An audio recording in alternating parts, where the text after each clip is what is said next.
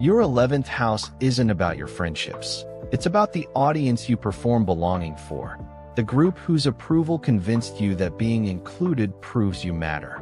You post the group photo, you show up to the events, you keep the group chat active, and it looks exactly like connection from the outside. But ask yourself, privately, who in that group actually knows what's wrong right now? And the silence answers the question the photos never will. Here's the trap. Staying visibly involved in a group feels like belonging, so it rarely gets questioned. You call it being social, keeping in touch, having a big circle. The truth is less comfortable.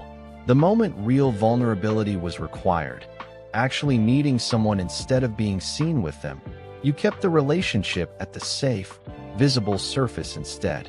Because the group photo looks like proof of connection, you never have to notice that being included and being truly known stopped being the same thing a long time ago. Left unexamined, this doesn't stay contained to one friend group. It becomes the template for every community you join. You collect memberships, group chats, shared histories, all genuinely enjoyed but none gone deep, because depth was never actually the goal. Being counted as part of something was. Years into a life that looks socially rich from every angle, a private loneliness creeps and you can't explain to anyone, because there's no visible problem, just a calendar full of people who'd recognize your face in a photo before they'd recognize you in a crisis. Ask yourself honestly, which group are you the most visibly active in? And how much of that group actually knows what you're struggling with right now? Not the version you tag in a photo, the real one. Comment the group or circle where you're seen the most and known the least. You might be the only one who's never noticed the gap.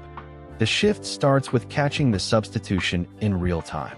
The next time you reach for a group chat or event to feel less alone, pause and ask one plain question. Am I actually seeking connection here, or just seeking to be seen belonging?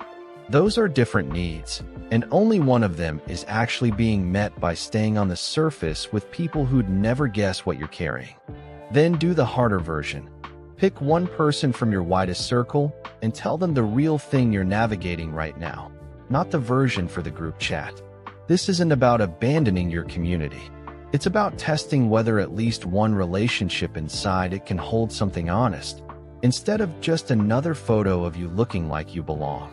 A woman I'll call Renata ran 3 group chats and never missed a reunion, proud of how connected her life looked. During a rough month, she realized she hadn't told a single person in any of those groups that anything was wrong. She'd simply kept showing up, smiling, present in every photo. Asked why, she said, "If I tell them, I'm not the fun one anymore. I'm just needy."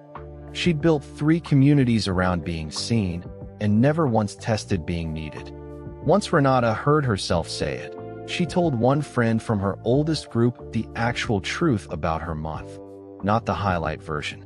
The friend didn't pull away, she leaned in.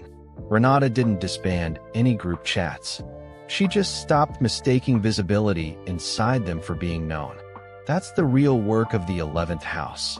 Not rejecting community, just finally checking whether anyone in it actually knows you. If you just realized which circle sees you the most and knows you the least, like this video, comment the group where you're the most visible. Naming it honestly is the first step to actually testing it. This is Shadow Work, the series that names what your chart is actually asking you to risk, not just what it predicts. Subscribe if today's episode made you look at your own circle a little differently.